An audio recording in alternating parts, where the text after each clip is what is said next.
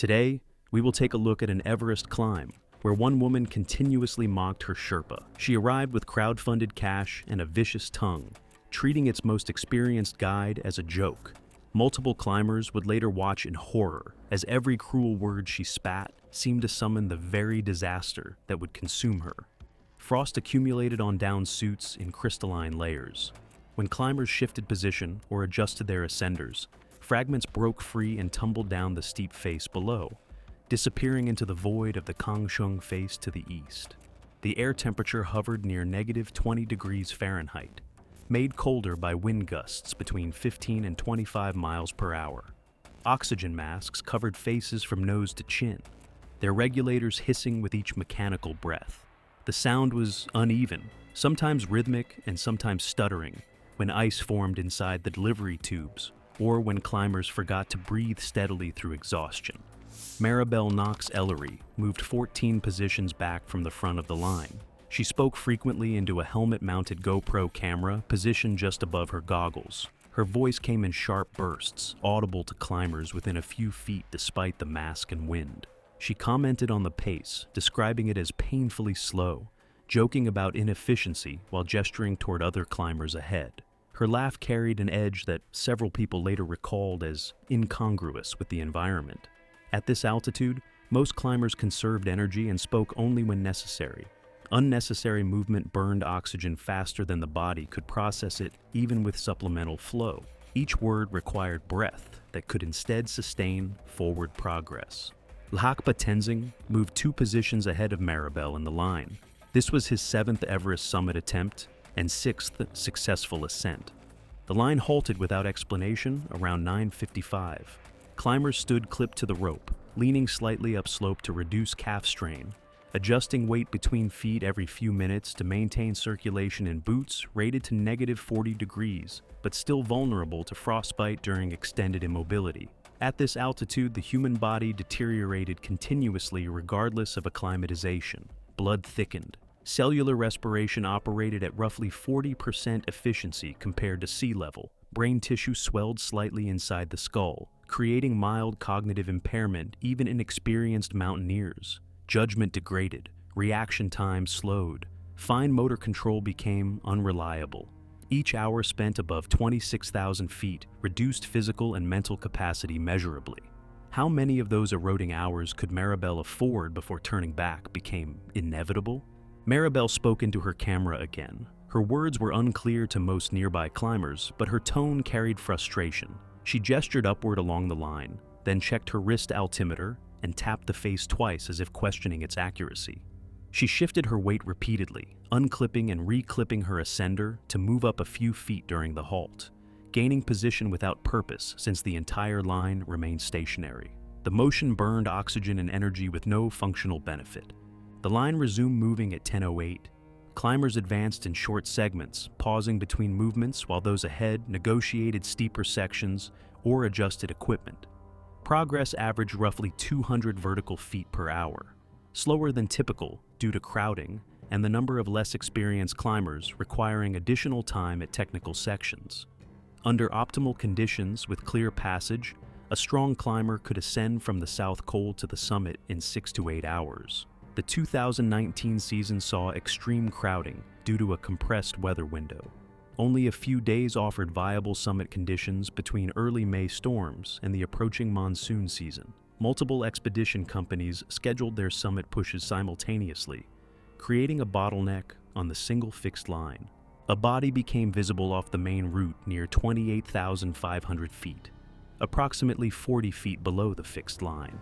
The remains lay partially exposed, the down suit faded to gray-green from ultraviolet exposure, fabric torn where wind and ice had abraded the material over multiple seasons. The face was not visible, turned downslope and partially covered by ice. Equipment remained attached, harness, carabiners, one crampon still fixed to a boot. The body had lain there for several years, one of more than 200 human remains on Everest that served as waypoints and warnings to passing climbers. Was this a reminder to keep moving, or a warning about what hesitation could cost? Maribel stopped and filmed it extensively. She pointed the camera toward the body and gestured, her movements animated despite the altitude and the line continuing to move ahead of her. Lakpa called back to her, his voice muffled by his mask, but his meaning clear from his gesture. "Keep moving." She waved him off and spent another 30 seconds filming before re-clipping and continuing upward. Several climbers later mentioned this moment in their accounts. The wind increased between 10:30 and 11, gusts now reaching 35 miles per hour on exposed sections. At these speeds, the wind chill dropped effective temperature to -50 degrees Fahrenheit. Exposed skin would develop frostbite in under 2 minutes. Climbers kept faces covered, goggles secured, gloves checked repeatedly for integrity. One small tear in a glove, one moment of exposed flesh, could result in tissue damage requiring eventual amputation. Maribel's movements became more erratic above 28,500 feet. She adjusted her oxygen mask repeatedly, pulling it away from her face despite the danger of cold exposure, apparently experiencing difficulty breathing through the regulator. This was not uncommon. Ice could form inside the delivery system, restricting flow and creating a sensation of suffocation. The proper response involved checking the regulator's flow setting, clearing ice from the intake valve, and adjusting the mask seal. Maribel instead pulled the mask partially away and breathed ambient air, which at this altitude provided insufficient oxygen to sustain consciousness for more than a few minutes. Lakpa noticed and moved back down the line toward her. He checked her regulator and adjusted the flow rate, cleared ice from the valve, and repositioned her mask to create a better seal. She nodded, but her body language remained tense. He stayed beside her for several minutes until her breathing appeared to stabilize, then returned to his position in the line. Was this intervention a temporary fix, or the first sign she needed to turn around? Around 11:15, they reached the area below the Hillary Step, a rock and ice formation that historically represented one of the final technical challenges before the summit ridge. An earthquake in 2015 had altered the feature significantly, reducing the height of the rock step but leaving steep exposed terrain that still required careful navigation.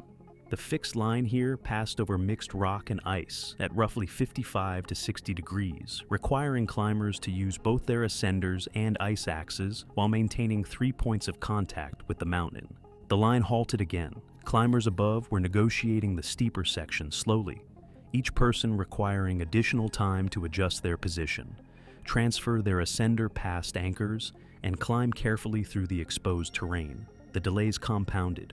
What should have taken 10 minutes per climber stretched to 15 or 20 when queuing was factored in. The group stood clipped and waiting at 28,700 feet while precious oxygen depleted and weather conditions shifted overhead. Clouds built to the east during the wait, moving faster than earlier forecasts had predicted. The weather window for May 22nd had been considered stable based on data from the previous 48 hours, with jet stream winds forecasted to remain north of the summit and surface winds staying below 30 miles per hour through early afternoon. The clouds now forming suggested a shift in that pattern. Maribel became visibly agitated during the extended halt. She unclipped from the fixed line and moved laterally across the slope, attempting to bypass 2 climbers ahead of her in the queue. The maneuver was both dangerous and pointless. The fixed line represented the only secure route through this section. Moving off, it meant traversing unprotected terrain, where a slip would result in an uncontrolled fall down the Kangshung face, which dropped nearly 10,000 feet on the eastern side of the ridge. Additionally, bypassing climbers provided no advantage since the bottleneck existed higher up the line, where the entire queue was compressed. Her lateral movement simply exposed her to unnecessary risk while burning oxygen and energy. Was her desire to summit now outweighing her understanding of basic survival? Lakpa called out to her, his voice sharp enough that multiple climbers heard it despite masks and wind. He gestured for her to return to the fixed line. She ignored him initially, continuing to move laterally for another 15 feet before the terrain became too steep and exposed to navigate safely without protection. She returned to the line and re-clipped, her movements rough and imprecise. She said something to Lakpa that witnesses could not hear clearly, but which several described as hostile in tone based on her body language and the way Lakpa's posture changed in response. The line resumed movement at 11:40. Progress remained slow through the steep section, each climber ascending carefully with frequent pauses to adjust gear and maintain 3 points of contact with the mountain. Maribel moved more quickly than was safe, sometimes advancing before the climber ahead had gained sufficient distance, creating slack in the line that could become dangerous if someone slipped. Lakpa continued to call back instructions to her, reminding her to maintain spacing, to keep her ascender properly engaged, to move deliberately rather than rushing. She responded occasionally with gestures that suggested irritation. Near 28,750 feet, just below the crest of the Hillary step section, Maribel stopped and turned to face downslope. She spoke into her camera for approximately 90 seconds, her voice loud enough that one climber directly behind her could hear fragments of her words. He later reported that she was complaining about the pace and making derogatory comments about Lakpa's competence as a guide. Specifically, she questioned why he was slowing her down and suggested that he was either incompetent or intentionally sabotaging her summit attempt.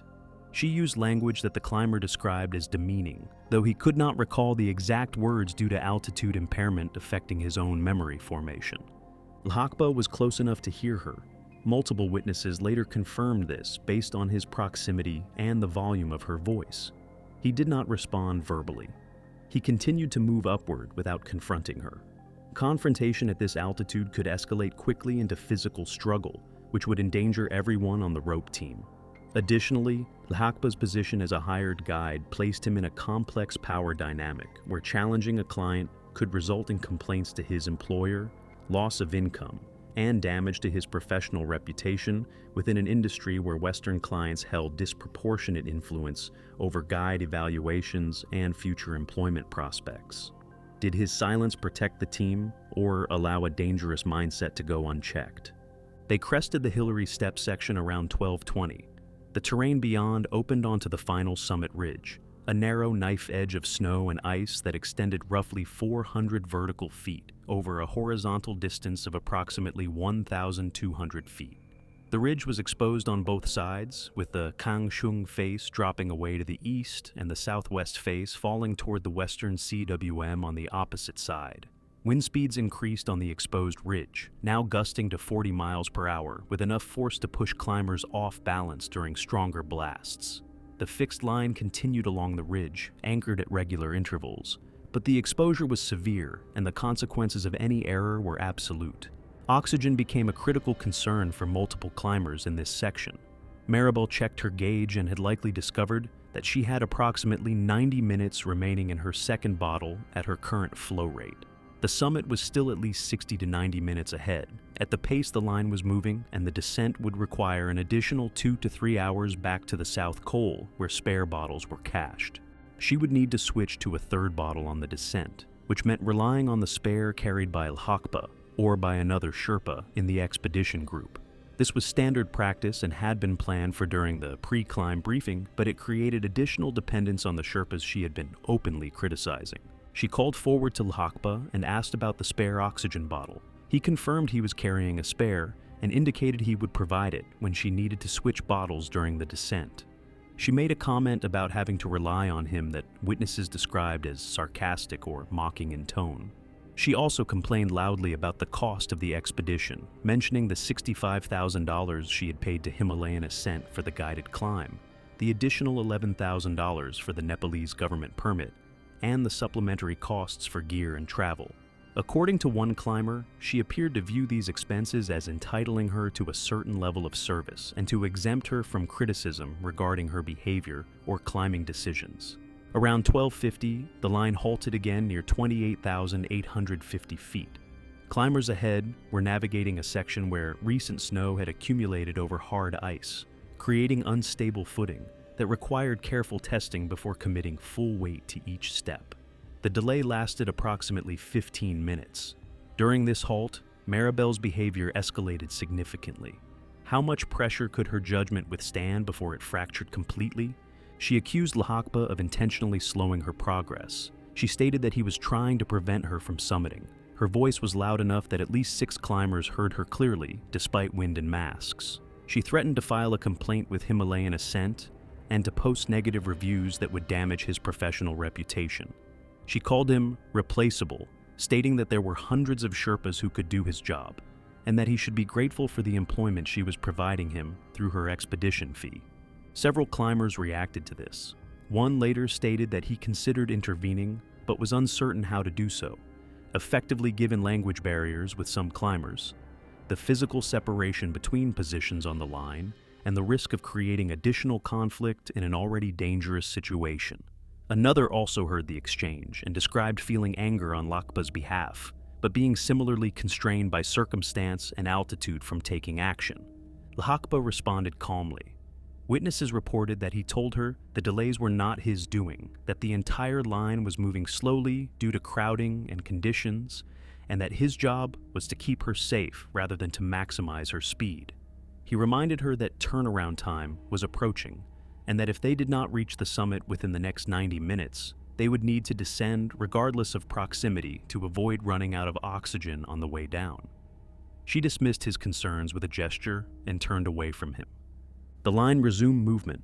Maribel began unclipping and reclipping her ascender improperly in her rush to make up time.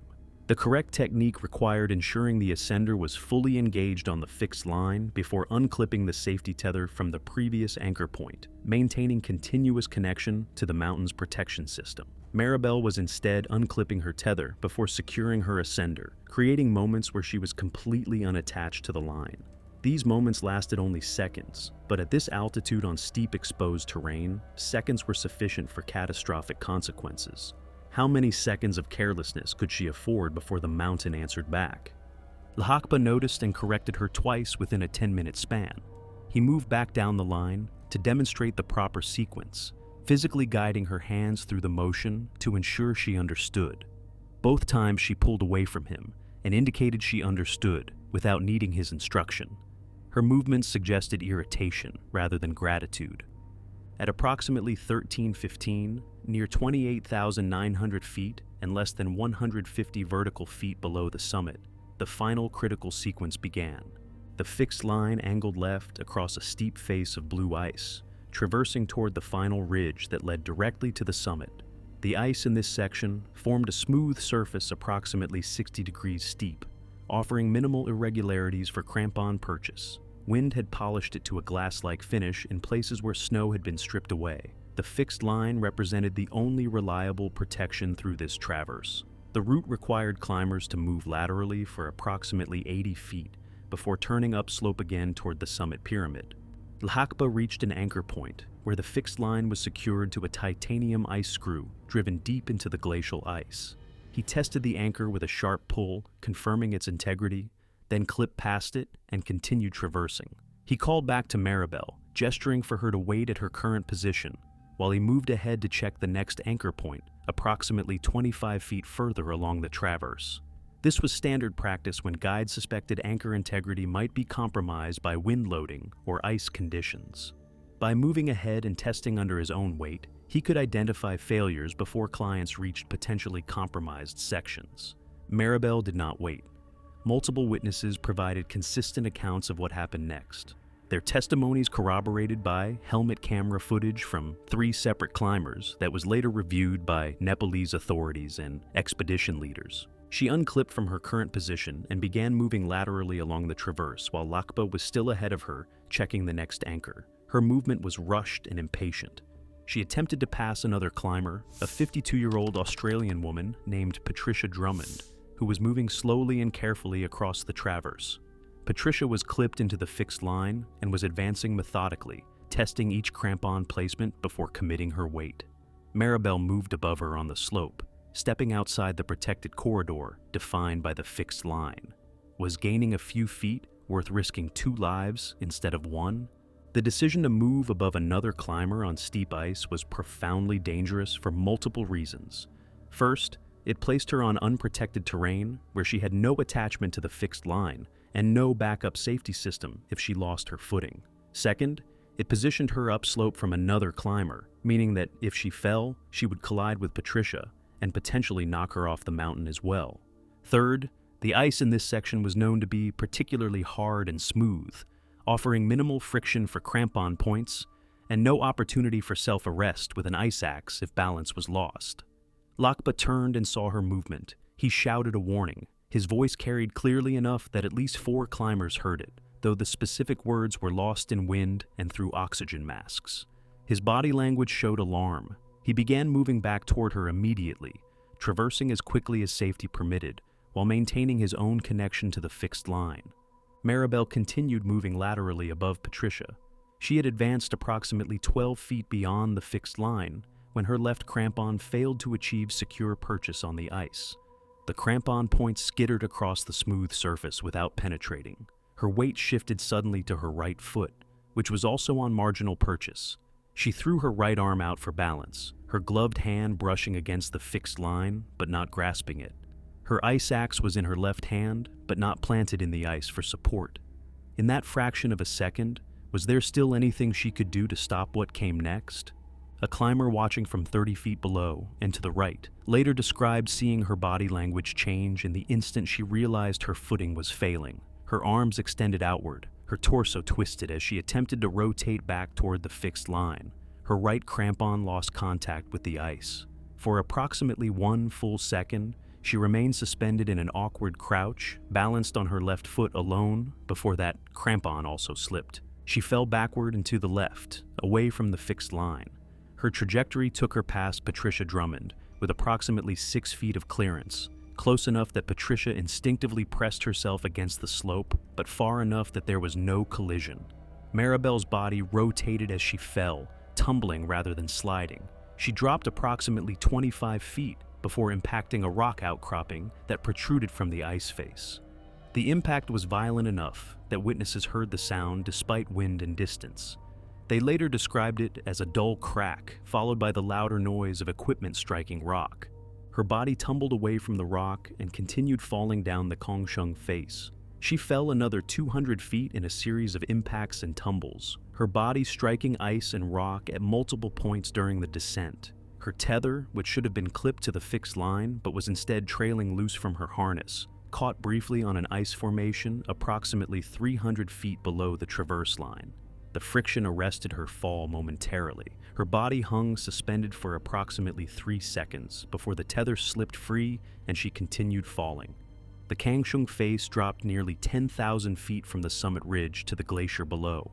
It was one of the steepest faces on Everest, a wall of ice, rock, and snow, too exposed and dangerous for any established climbing routes. Bodies that fell down the Kangshung face typically continued falling for thousands of feet, before coming to rest on ledges or in crevasses far below the ridgeline. Recovery was considered impossible in most cases due to the technical difficulty and extreme danger of accessing those areas. Multiple climbers heard her scream during the initial fall. The sound lasted approximately 4 seconds before cutting off abruptly after the impact with the rock outcropping. Lakpa stopped moving. He remained clipped to the fixed line at his position approximately 25 feet ahead of where Maribel had fallen. Witnesses described him standing completely still for between 45 seconds and 1 full minute, facing downslope toward where she had disappeared.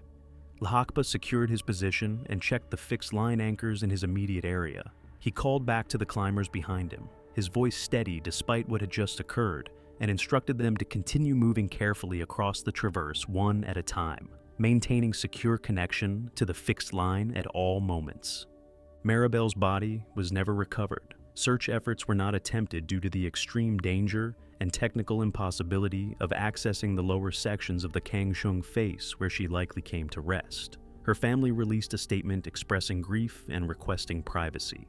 They did not pursue legal action against the expedition company or against Lakpa personally, acknowledging in their statement that she had accepted known risks when she chose to climb Everest, and that the expedition company had provided appropriate guidance and safety measures.